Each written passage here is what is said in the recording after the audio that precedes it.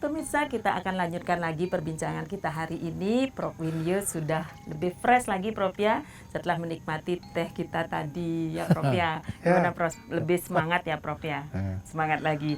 Baik Prof, tadi kan sudah Prof jelaskan tentang istilah dari hukum adat Bali ya Prof ya. Setelah di awal kita berbicara tentang hukum adat ya pemirsa, sekarang mengusus ke hukum adat Bali. Nah tadi sudah dijelaskan peristilahannya.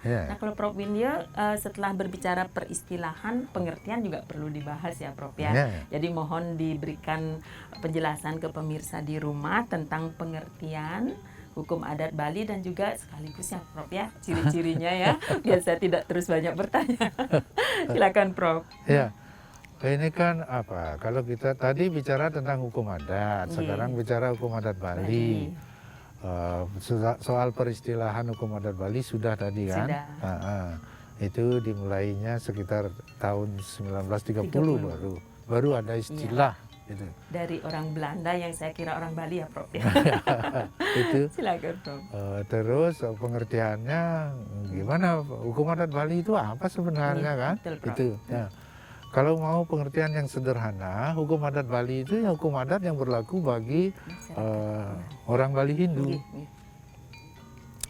Hukum adat Bali itu ada Hindunya ya? Iya, hukum adat yang berlaku bagi orang Bali Hindu atau umat Hindu di Bali gitu ya. Umat Hindu di Bali. Iya. Lalu bagaimana dengan umat Hindu di luar Bali? Betul, itu sebenarnya saya mau bertanya itu tadi gitu. Prof. Ya, nanti saja. Terus tapi kalau mau jawaban yang serem itu merujuk ke pengertian hukum adat. Hukum adat, hukum orang Indonesia asli ya, tidak tertulis, pada umumnya tidak tertulis dalam bentuk perundang-undangan. Ditambah di belakangnya yang berlaku bagi orang Bali Hindu. Itu di belakangnya. Hindu itu harusnya rohnya itu. Iya, ya gitu saja caranya untuk apa? Memahami pengertian hukum adat Bali secara sederhana. Gitu. Kalau mau pengertian yang agak lebih serem dari itu, tentu harus baca buku hukum adat Bali. Itu baru ketemu. Kalau mau mengutip misalnya, ya kutip yang di buku. Apa yang disampaikan pada saat ini hanya untuk kepentingan apa? Untuk kepentingan pengertian umum dalam diskusi sederhana seperti ini. Gitu. Kan tidak perlu menyebut footnote itu halaman. Nggak perlu ya Prof. Gitu. Orang kita hanya ngomong-ngomong, hanya memberikan pengertian umum. Gitu. Betul. Sesudah itu ciri-cirinya juga mirip dengan hukum adat pada umumnya. Pastilah ada karakter religius magisnya. Itu jadi sudah menjadi karakteristik yang utama ya Prof. Untuk hukum adat semua. Hukum adat di mana saja. Terus yang kedua, pada umumnya juga tidak tertulis. Iya Prof. Kan? Itu. Sepertinya sudah semua dijelaskan. Ada lagi yang betul Prof. Jadi pengertian hukum adat Bali sudah, kemudian karakteristik atau ciri-cirinya juga sudah. Boleh nggak Prof satu lagi? Karena kita tadi kan bahas juga tentang pakar hukum adat. Masih ada dong pakar hukum adat Bali. Karena setelah itu kita akan jawab pertanyaan dari pemirsa di rumah yang masuk ke saya lewat WA. Silakan Prof. Pakarnya tentu akan dimulai pada saat kuliah di Fakultas Hukum, pada saat saya kuliah di Fakultas Hukum. Itu kan pada zaman itu kan pakarnya antara lain Cok Rakodrano. Cok Rakodrano, salah seorang dosen Fakultas Hukum UNUD yang juga pernah menjadi dekan Fakultas Hukum UNUD. Pada zaman beliaulah hukum adat Bali khususnya itu mulai mendapat tempat dalam lalu lintas ilmiah gitu. Yang dimulai dengan diadakannya seminar hukum adat yang pertama di Fakultas Hukum tahun 69. 1969. Iya. Kemudian di samping beliau di bawahnya ada sudah almarhum ini Prof Widjana, Made Widjana itu. Beliau banyak meneliti tentang hukum pidana adat. Pidana adat. Ya, kalau sekarang orang menulis entah namanya skripsi, tesis, disertasi tentang ada hubungannya dengan pidana adat, katakanlah pencurian di pura Nggih. atau tentang pura kepandungan itu, Pura napi, Prof? kepandungan, kecurian. Oh, kecurian. Ya, sudah pastilah akan menjadikan bukunya Prof. Widiano sebagai referensi, Referensinya. salah satu referensi. Gitu. Inilah buktinya bahwa beliau dapat dikategorikan sebagai salah seorang pakar hukum adat Bali di samping yang lainnya. Iya. Kemudian belakangan ada Prof. Jo Astiti, ada Prof. Aryani, ada Prof. Sirte. Banyak juga ya, Prof, Banyak, ada itu rata-rata sudah pensiun semuanya. Iya.